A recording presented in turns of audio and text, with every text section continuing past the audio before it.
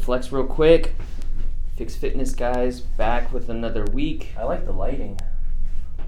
I don't. It's all the jiu-jitsu I've been doing. Hey, and all the tacos you've been eating? Hey, cheers. Cheers, man. I beat you in a taco eating contest. It's not a contest because I already won, but anywho. Me and Monty were at 6 tacos, and I was like, I swear, dude, if we just get two more, we could beat Mark. And I think I could have done it. I was on a good, it was tasting so good. But you Shout did out it. TJ's Tacos. And Escondido. TJ's Tacos, Escondido. I think Still paid the price this morning. Street all day. Hey, man, you got to sacrifice if you want to win. You gotta sacrifice, my man. You gotta play with the best. You gotta learn to step up. Sponsored by Charmin, bro. Dude. Shit. Yes. Oh, literally. Caffeine and tacos. That's where to label this podcast. Oh, man. That's the best street taco place in San Diego. I haven't been to Tacos El Gordo, so I don't know. I really don't understand why the first time I went there, I was like, nah, man. I don't get it. Yeah. And then now I've sampled everything, and I'm like, dude, if you just stick to the Automata, dude, if you just get those, I did 6 of those last night. I was like, phew, crushed. For Janice Farewell. Shout out Janice last week. Yeah. Last week here. Bye, Janice, our number 1 listener. True. Subscriber. Supporter. I don't know. I don't even know. Dude, you know what?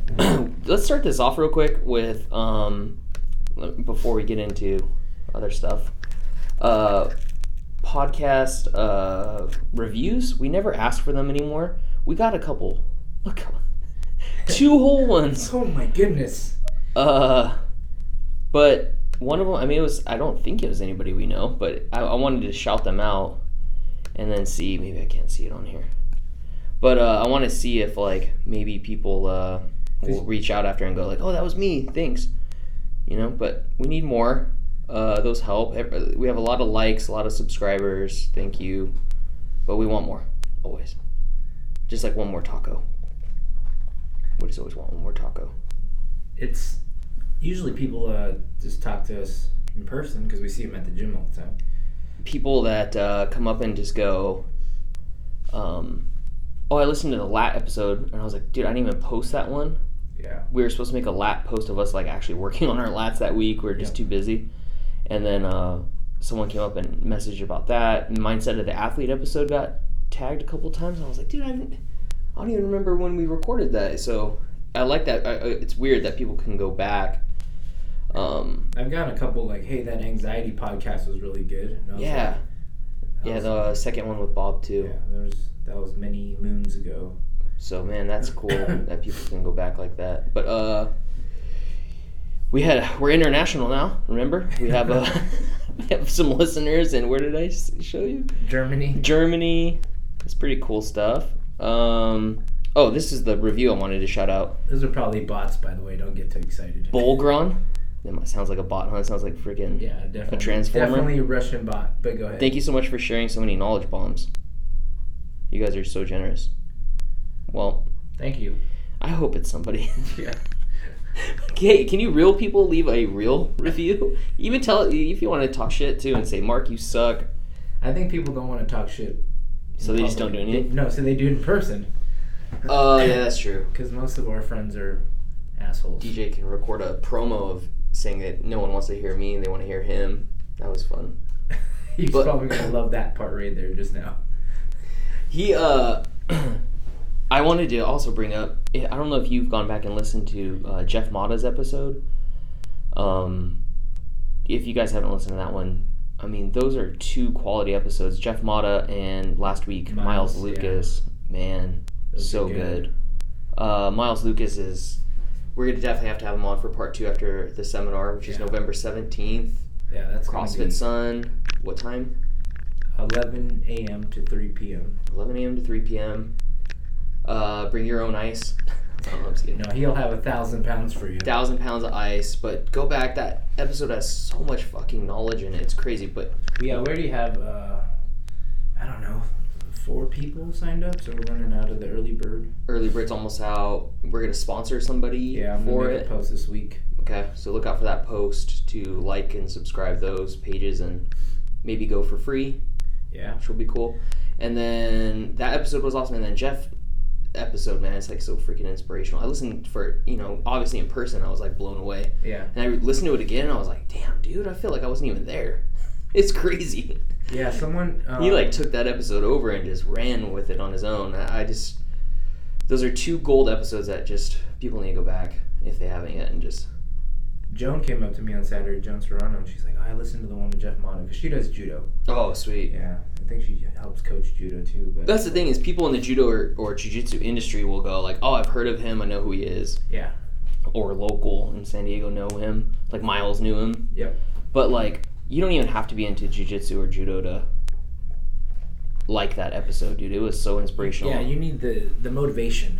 God, the motivation. The motivation. Motivation. Yeah. Shit. Sorry, Jeff. Motivation. The motivation. That was awesome one. It's kind of a good segue of like this is a topic we're discussing with coffee and all that is I think a lot of people, utilize podcasts or Instagram or whatever. You follow these people and you see these posts for really the intent of it is just to get jacked up, to get motivated. Yeah. You want some daily inspiration to just kind of light that fire in your ass, or you're dragging or things aren't changing or happening. You follow these people and then influencers, right? And then you get some motivation. But the fake influencers are where we're... But I don't even know, because there's that debate. It's like influencers versus trainers or coaches. Uh-huh. Or they have those little infographics, right? Like, oh, yeah. People post those things. Bunch of green check marks and then red X's for not... Well, I don't even know, like, just thinking about it, right? Because what we're trying to do, I like that one fake review we got. We're just trying to share. We want more fake reviews so we can get 18K followers. Exactly. Be pseudo-celebs. When we first started it and learning that that's how people take in information these days, what I realized, and I haven't been as active on social media because I've been doing so much other stuff, right? Like the breathing thing and integrating all the FixFit stuff, really meeting with a lot of more people, like just one-on-one. It's busy time of the year regardless for families around here. So it's like I'm realizing stepping away from it, it changes the intent or the goal of social media for me at least. And the goal is to help people, right?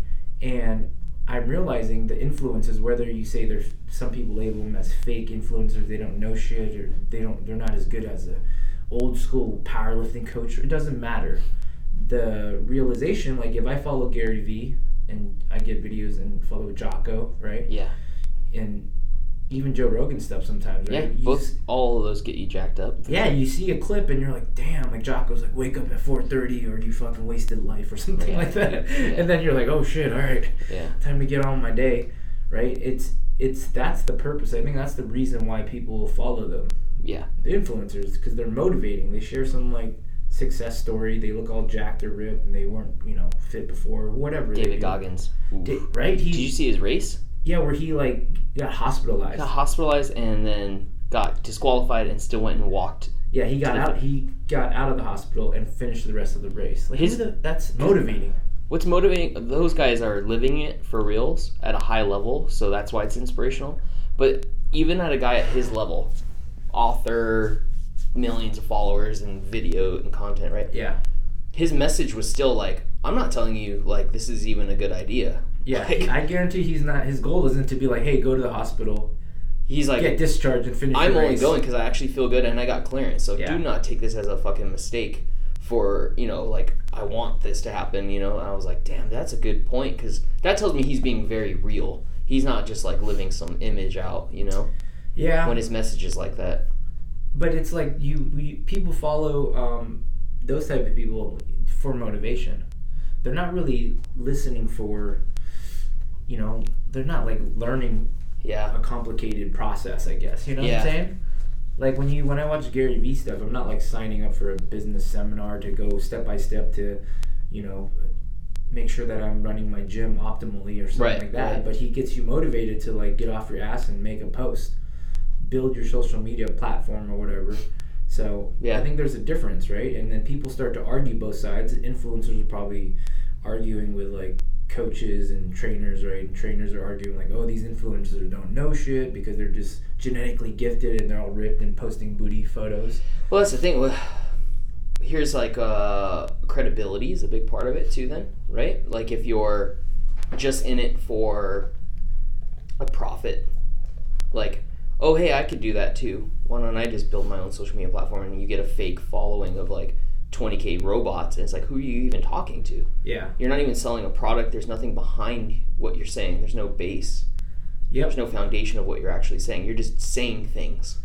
That's the part that's so annoying. But I think from like our perspective, like stepping in the shoes of like healthcare professionals, trainers and stuff, that pisses us off. I can see that. Right.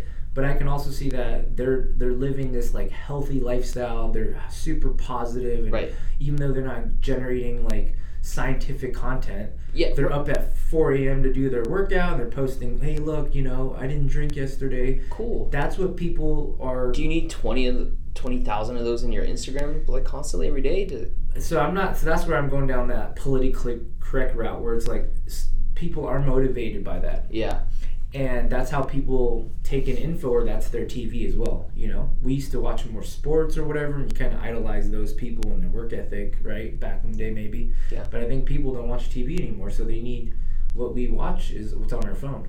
So they'll scroll and they'll see like IGTV of their favorite influencer. I just think like the message that you should take from if you're going on Instagram for motivation, going on YouTube for motivation is like everything you see or hear, you can't just take it and go like, oh, that must be accurate then, because this guy's jacked and doing it. That's the problem, and that's where like from my Instagram page, right? Once I took some time off, I'm realizing, looking back, reflecting, is like, what was my goal? Because when you start an Instagram as whatever, a movement, a business, sharing a message, you can't help but to fall into the same kind of Gary V mindset where like, I gotta post 6 times a day, I gotta build more followers, organic, you get like 6 followers a month or whatever. And then I'm realizing I'm not that type of person. I don't want followers for the sake of followers. Right. I'm a teacher, coach more so. I like to work with people and interact really face to face. You have content, you have a foundation, you have a business location. Yeah. That's your credibility. And that's what I like to do. And when you get on the social media platforms, it's all about followers and those little tricks and hacks to get more followers. Which is who cares? Creative posts. And it falls onto deaf ears if that person is just going to scroll to the next post. Exactly. I mean, Instagram's got it down so well that you just literally scroll to the next post. Yeah. And if you didn't even finish that minute-long clip on IGTV, you're just like, fuck it, I'll go on to the next one. And the next one. What's actually sinking in? It's entertainment, right? And motivation. It's watching a video that's inspirational, but you're not... You just have to differentiate, Right. And for me, I think I was living both lives because I was just starting out, right? So I'm like trying to post a lot of videos, and you think the credibility comes with having more and more followers, right? And you start playing that game, and then I came to that realization where I'm like, I don't care if I have any followers because I'm still helping people on a personal level. I'm helping people when people message me. So do you think someone that has 17k followers and posts 20 times a day and just keeps building their platform like that, what is the message they're actually getting across though? See, that's tough. I think people because we're being told again by all these big social media giants like Gary V, you just have to keep going, share your message. Yeah. But then I think you start losing your way when you focus on those numbers. Exactly. And he says that too. Don't look at your numbers of followers. Don't look at how much is. Just keep going, right? And it's really he says it, and I've heard that many times, but it's very difficult, right? Because then you start going like, well, shit, I'm not getting any likes, or is anyone even looking? But then it's kind of figuring out what your intent is, your goal is. Right. And for me, the goal is to kind of coach the system. We're starting to talk about more. You and I are talking about FixFit needs it's almost like a curriculum, right? You need to know the basics, and then how after you have the fundamentals, it's kind of like the Wim Hof thing. Yeah. They have that fundamental seminar. And then once you take that, okay, now we can start dabbling into taking regular classes or applying to jiu-jitsu or applying to whatever, Yeah. I want to teach people, I want people to learn the FixFit stuff, and there's a lot of interaction. Well, what's crazy is that our FixFit model right now isn't a product to sell at the end of the day, so it's just a mindset and idea. And it's kind of what we do. It's what we do in our business, our craft. Our business, I show it for rehab exercises. You show it to members to not get broken for performance reasons, right? Mm-hmm. But we don't have something to sell at the end. So notice at the beginning of the episode, I say, go back and listen to Jeff, because he's a motivational speaker, literally motivating you with his story. He's not selling a product at the end of that one. The Breathe Fitness one is like, that guy's local. Miles is local, and he's going to show us. I mean, he is selling a product of a seminar, but it's like, that's a proven product that's actually working for people. So we are hopping on board. But an episode of like Lats or Mindset of the Athlete, that's us just brainstorming, right? And getting our ideas out. But people have to know that those are different things. Yeah. You know, so here's a good example I was thinking of. I messaged you that DJ sent me the Dave Lipson episode. Mm-hmm. I don't think I ever followed that guy on Instagram, actually. I don't follow a bunch of CrossFitters like you guys do, because I don't know what they're posting is like, not relatable, and it doesn't excites me. Yeah, it doesn't motivate you, right? It's not motivating. Exactly. I'm not interested in it. So I think I did, like, I've come across this page a few times, and I'm like, the guy's got a gift of gab, he's jacked, and he's married to a famous CrossFitter. Like, cool, like, he's in good shape. Great. That's definitely like influencer. Right, he seems like an influencer of CrossFit. So I just literally saw his page and kept going. I just listened to his podcast and DJ sent it to me on purpose, knowing, like, Ian probably doesn't know who this guy is, but you should listen to the message. So the message was, he's doing almost like FixFit Jack stuff. He calls it hypertrophy, and he's using like bodybuilding with CrossFit movements. And I was like, dude, there were so many relatable things about transitioning from a competitor to I want to CrossFit for the rest of my life, which is what you talk about all the time. Mm-hmm. That's why I said you would like it. It's like, that's speaking your language right there. Like, I'm breaking myself. His was so bad he needed back surgery. Yep. And now he's a bodybuilder. And he's like, he says feeling better than ever, which I'm no doubt. But the things he was saying about, like, if you have a bigger bicep from freaking preacher curls, you know, your pull-ups might get a little bit better. Yeah. You know, you're more protected around that extremity to not rip something off the bone if it's stronger. Yep. Right? So he was like, I immediately was like, dude, I miss FixFit Jacked, like, right away. I think that's the first program we should start writing up again, is like more FixFit Jack stuff, because just sitting there and pumping the muscles after a while or on your off day, that used to feel so freaking good. Yeah. We still do it, but not as like before. That goes to because I'm always changing things up, like when DB was here. It's like anytime I learn something, I always evolve the system, or at least think about what works, and I'm completely open to changing the model, because there's no, like, it just flows, you know? It's not a set template. But same thing with like my Sunday classes. I haven't ran that because I've been doing jiu-jitsu and other type of things, and like the Wim Hof seminar. So it reminds me of that the classes, again, the intent of the Sunday FixFit classes isn't just to have another class where people follow along, like, to get a sweat on, like another CrossFit class or something, or another boot camp or interval training class. That wasn't it. It's becoming that we're having a lot of people show up, and they're just taking a one-off, right? So there were, you know, we might be working some deadlifts or sleds or whatever, and people liked it. Mm-hmm. But again, my intention isn't to create another just a FixFit class. Right. I mean, we talked about that. Yeah, well, there might be a FixFit gym one day or whatever, and you're doing sleds and all that, but that's not the goal currently. Right. So I think it's on the point that you made. It's like we need to go back to having some sort of structure so people learn more efficiently. So following a FixFit Jacked protocol, then they're actually learning how to build strength and hypertrophy through CrossFit or high intensity interval training. Right. So that's what I want to do. And after the Open, I've told you about this. I talked to DJ, and I think we're just fine tuning the details. But I think February 1st is a Saturday. We want to do a strength competition. It could be deadlift, like kind of like powerlifting. But I want to focus on the lifts: deadlift, back squat, and strict press. Some people could do bench press if they want, and then run a FixFit lifting seminar to launch it 8 weeks prior, and I think the date's like December 8th or something. Mm-hmm. And then because I want people to use that Saturday or that Sunday to actually learn the techniques, and then the benefit of it is that you get to go through the program like with everyone that's involved, including myself. And so you're not left alone just following a miscellaneous program, you know. And at the end of 8 weeks, you get to retest. Yeah. Because what happens when you normally, this is what I'm trying to solve, right? You're not just taking a regular seminar, because after you take any seminar, you're usually on your own. right? You take any seminar, it's, maybe half day, 1 day, 2 day, and then you have to go figure it out or apply it. Right. So you take the seminar for us, then you kind of get to, we'll probably have a private group page, and then you get to go through this program. So we're providing programming for you for the 8 weeks. Yeah. And now now you take the other side of it. If you just follow a program, you can buy any type of program out there. There's no coaching or intent of the program.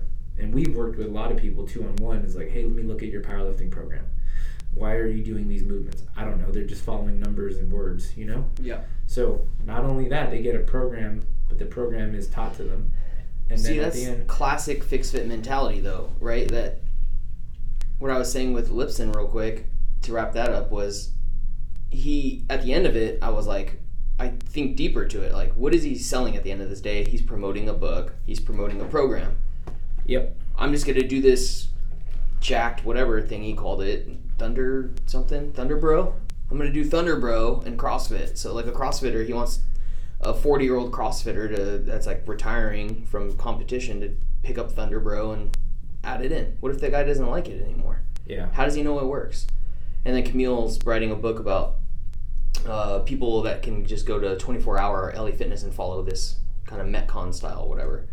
And I'm like, okay, so she's promoting that. And it's like, same thing. Follow another program. So our FixFit mentality has always been, here's what it feels like. Here's FixFit. Now how does it feel? It's the immediate change. That's why we like Wim Hof so much, or that's why you are promoting Wim Hof so much. And yep. I'm sure I'll get hooked. The feedback has to be immediate. I'll get hooked immediately, of course. And that's the society we live in. It's like, if it doesn't work, next. If it doesn't work, next.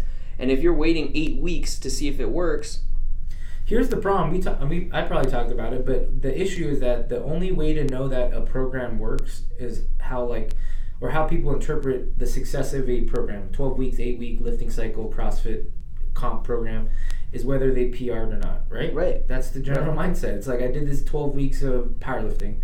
Did you PR your lifts? And then if it's just pass fail almost. Right. But really, what the fuck did you learn in those 12 weeks? Exactly. Did you learn that, maybe doing like legs up bench press or whatever, those accessory drills, or RDLs, did that get your glute to fire? Right.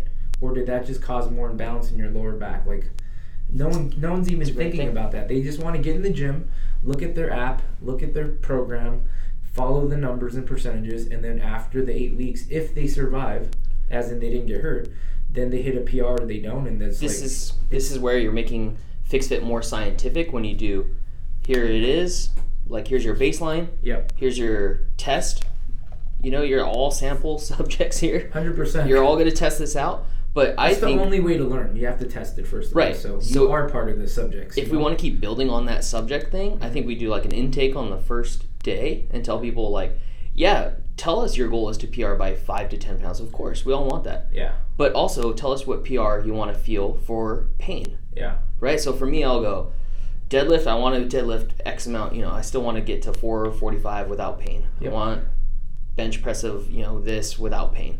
But my squat, my right hip pinches, I don't want to feel that when I go for in 8 weeks. I don't want to feel that again.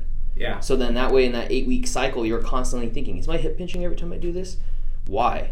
With my hip pinching after I do some pistons and then I retry it? No, it's not. So I keep building on that foundation. Yeah, there's a lot more layers of success now, right? Like a lot of the people I post recently on Instagram is like Erin O'Kane, she like couldn't even lift her arm above her shoulder, and that happens a lot. A lot of people like, I can't even take my shirt off without that sharp pain. And then she recently did a 145 jerk. That was going from can't even lift like a 5-pound dumbbell for an anchor press.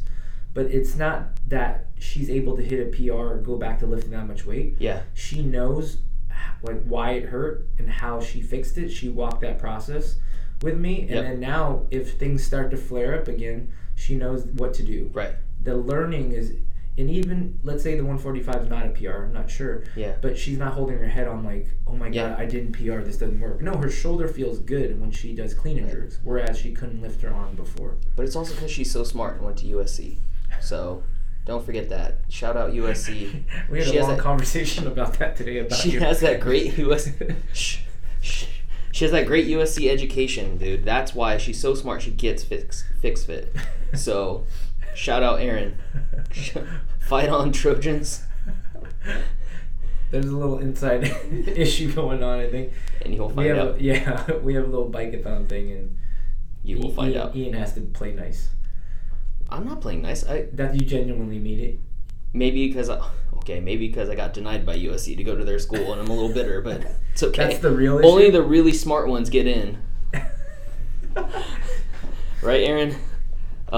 Yeah, no, dude, I really like it. I think that seminar format, it's always hands-on. It's got it, yeah. There's nothing out there like it, because I'm always trying to solve more, like FixFit's mentality, and even though it's a fitness, but from programming, certifications, seminars, I'm always fixing the problem, because I've been to so many. I took the StrongFit seminar twice, the basic one, not the mentorship, the coaches week, because that's what happens. You take it and you have all this info, you don't even know where to start. But it took me a year of practice, or a year or two, and I took the same one again. Yeah. Because that learning curve is so slow, and we did everything wrong so many times, so then we start fine tuning it. And we're doing that for years now to make it more palatable for our members and our patients, right? And it's like, it's not that easy for us, but we have all the information, and we don't need people to be as passionate about it as us, but we do just want you to understand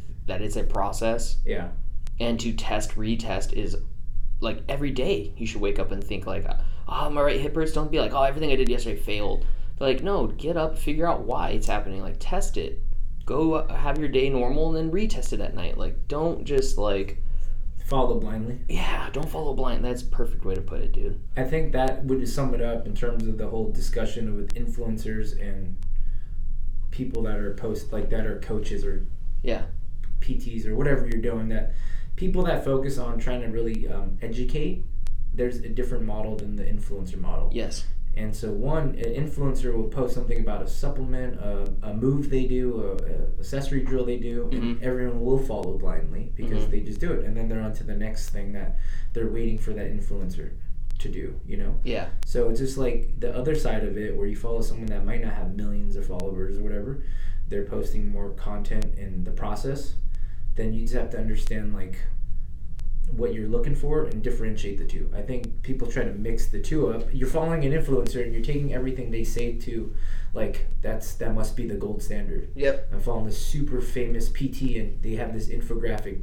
Deadlift with your back, shoulders back and down, have the lumbar curve maintained. Like, I just saw this fucking Cairo one with like a guy holding a stick on someone's back, and they were like, oh, we're having him on our podcast to talk about how he's so good at marketing and getting followers. And I'm like, yeah, but he's having people like mindlessly follow that, and he's not changing any lives. There's no fucking way. I really doubt it. I would say that the clinically, clinically he's probably shit.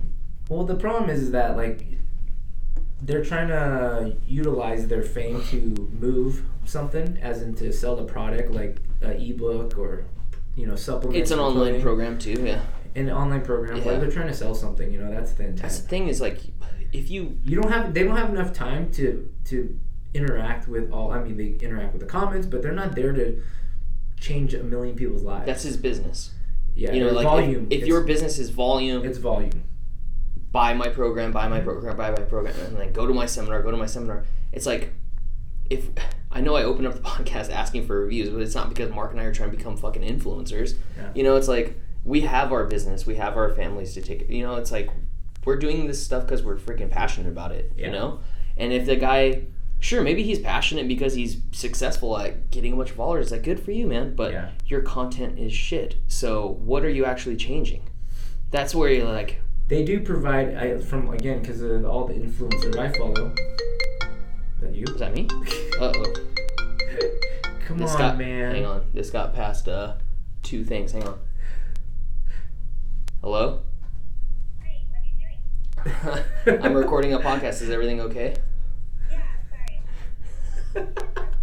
This is great. Do you want apologize to the listeners? Oh. Say you're sorry. Bye, Ian. All right. I was just making sure it wasn't an emergency. Oh gosh. That's so sweet. All right. Bye. See, that's the difference. That's why you're never gonna have 1 million followers right there. That's great. See, there you go, dude. That That's just backed perfect. me up right there. We got families. Oh shit, my wife's calling, dude. Yeah. She got past the do not disturb thing. That means she called twice in a row. Like, way more important than this podcast. I don't know, man. There's fires and shit out there right now. So Yeah. I'm not, no joke. Like, we live in Poway, so I was like, hey, Ramona's not too far away, man. I just think that, you know, because you start to see it more, people are posting a ton of stuff, influencers versus coaches or whatever, let's put it that way. Yeah. But I'm like, there's two different lanes, and there's no right or wrong. If you start to compare yourself to the influencer, which I fell in the trap of earlier this year, trying to, like, I'm putting out things that have been proven to help people, how it's not catching on. Because I'm not a good influencer. It's a different type of personality. Yeah. It's that consistent, like, they have the drive to post, like, 15 times a day. I don't. And But do they have any fucking clients?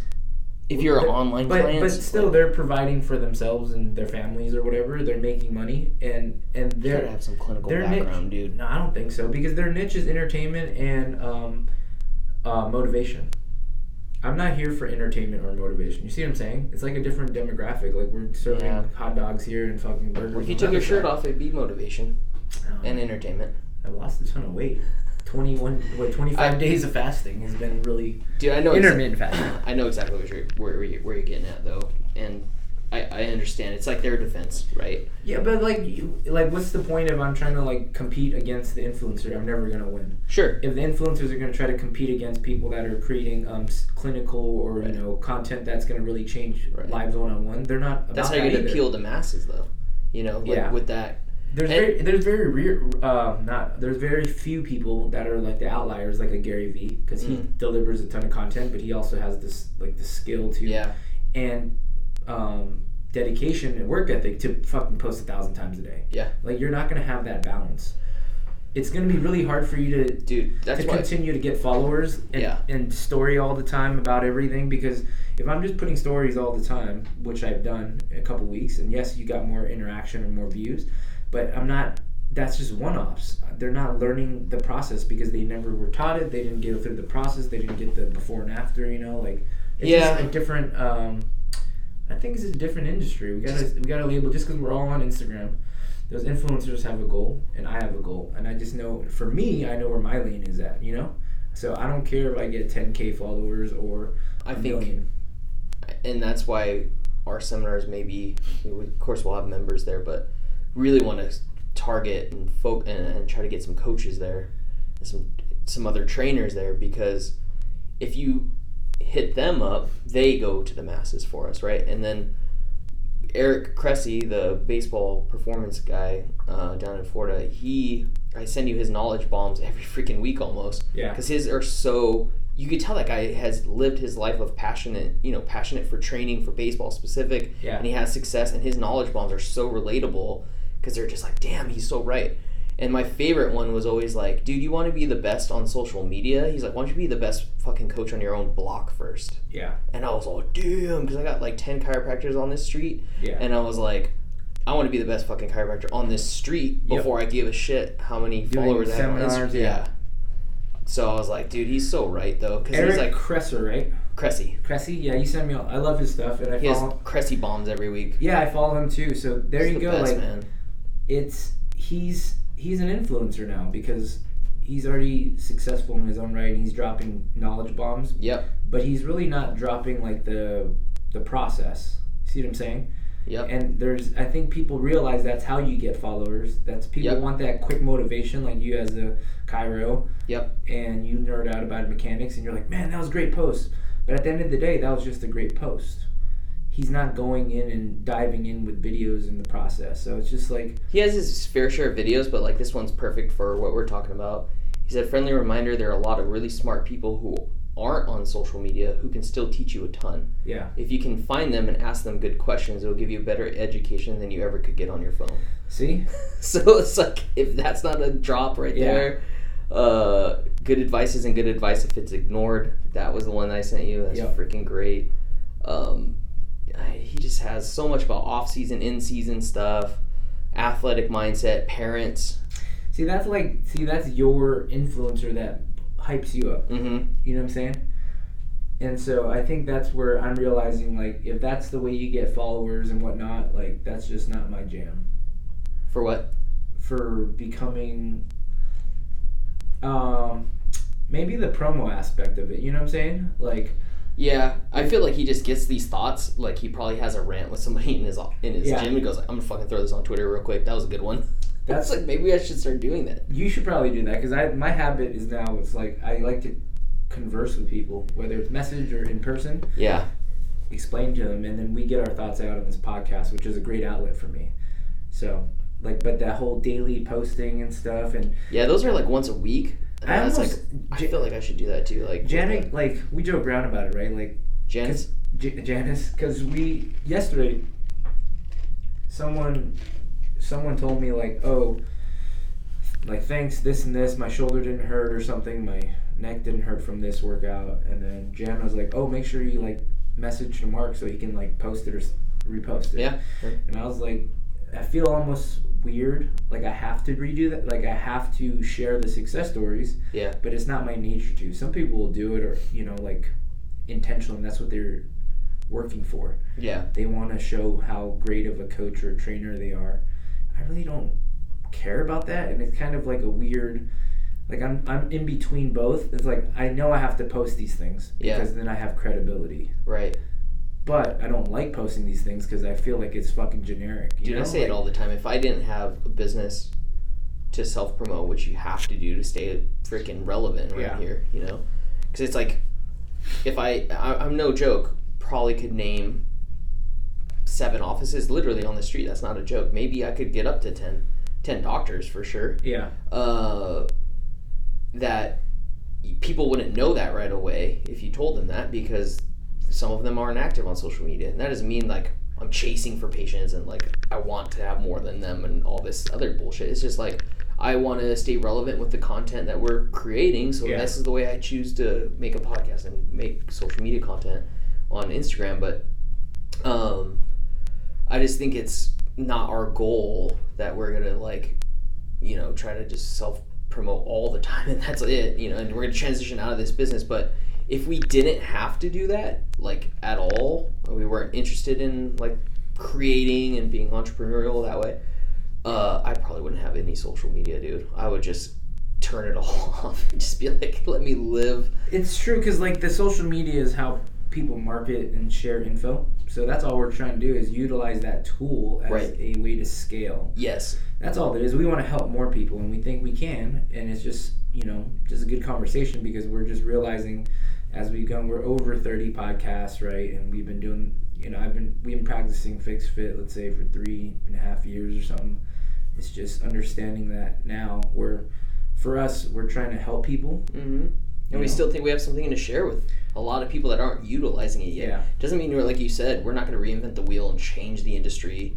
So that's why we're not targeting that kind of route. Like, that's just not what we're trying to do. We just, again, if we could have a seminar with 5 coaches, I would take that over 500 people at my seminar. That's the point. That's my mindset. Before, right there. though, like, let's say 3 months ago, if I ran the powerlifting or strength seminar programming right after my deadlift, I would chase numbers, because it was just like the mindset's off. Because I was like, but internally, the reason I would chase numbers, because, like, man, all of this has worked. My back feels great. I hit 500 pounds. I back squat a 4. Like, I can strict press my old PR like 10 times. Like I wanted to share it.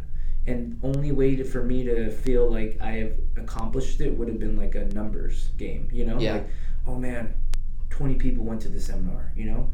But now I'm starting. Yeah, it would have been a numbers thing too, yeah. Oh, I only got 3 signups versus 20. And I really wanted 20 because I would have hit my number goal. So, like, I know. And talking to Miles, seeing him do his workshop, he's like, I like smaller groups, because then you get to, like, understand how to help those people better. Yeah. So, like, I'm always hesitant to put stuff out. I want to make it perfect. And then look what happens. He last minute changes it, and he still got like 20 people. Yeah, it's crazy. That's great. I was like, for your first seminar down here, it was. And then listen to that episode, because he's not a promoter. And that's by no means. I think he's got a good foundation, like good values, right? Because he's coming from the Wim Hof family, and they're not trying to certify 1 million people. I joked around or mentioned it, not even joked around, but like you look at CrossFit HQ, they certify a bunch of people every weekend, like thousands. Weekends, yeah. Yeah, you know, like, and then I think there's only like 350 certified Wim Hof instructors in the whole world. And he was saying like the family is holding back content. It's like because they're not trying to make money, you know. And there's a fine. Obviously, you need money, you need to be successful or whatever. But there's that. Yeah. You have to remind yourself why you're doing it. I think that's the big key. So for this upcoming seminar, like, okay, if people don't see the value in it, I don't have to convince or tell you, you know? Yeah. And if you see the value, then do it. And if there's seriously, like, just us doing it, we're going to have a good experience. If we have one or two more people do it, we're going to give them everything, you know? I say screw it, dude. I say I'm going to post knowledge bombs every day, be a heel, and you're going to take your shirt off and you're becoming an influencer. DJ can be the influencer. That's why he's got FixFit DJ. He made a good post this week. See? About his lats. But I want heel Deej. I'll turn him. He can't help it. He can't help it. All right, to wrap this up, I guess we could just say, let's self-promote. Go in the show notes. Yeah, follow my Instagram. Follow my Instagrams and also Instagrams, plural. As much as I hate it, I do need. I wouldn't say. I guess I say I'll say it helps me because it's nice to know like people that have traveled or they stop by the gym for a while, like Tracy, even though she's here for a short time. She's at her guy stuff. Yeah, she's at her gym showing her workout buddies there. Like I like to repost those things because I like to explain to people the process. Like Tracy doesn't have to be here for every single hour to learn. She learns the principles, she can take it with her. Right.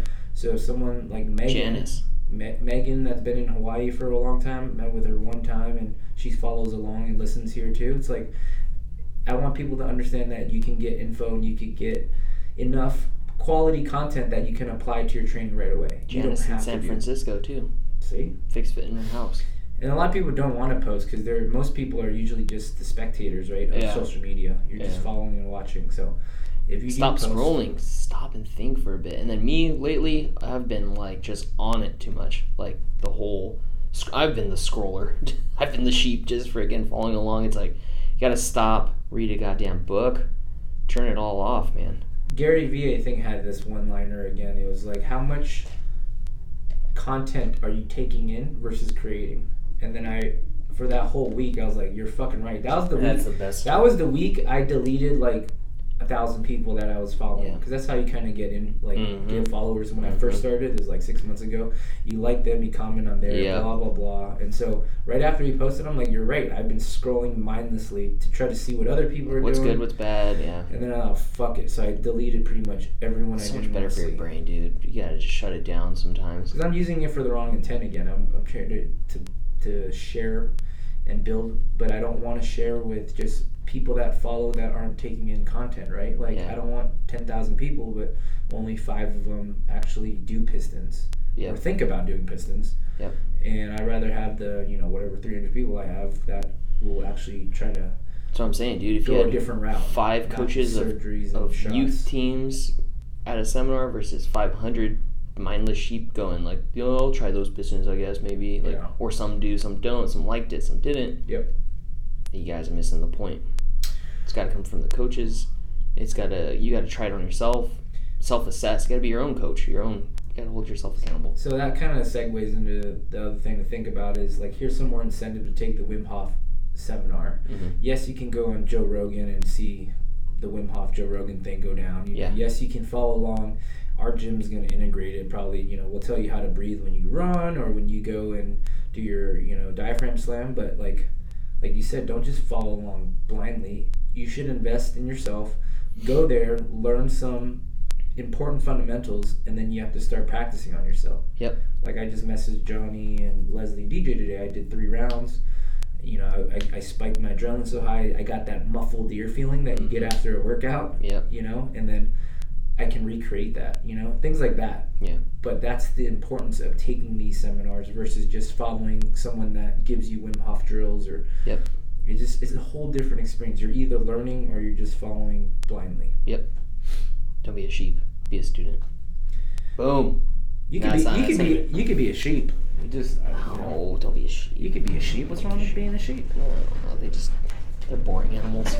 All right, show notes. They're boring animals. Check out the show notes, links to seminars. Follow us, like us. We need to get to 10K. No, I don't. Follow Cook. Follow Cook Cairo. We're getting to 10K.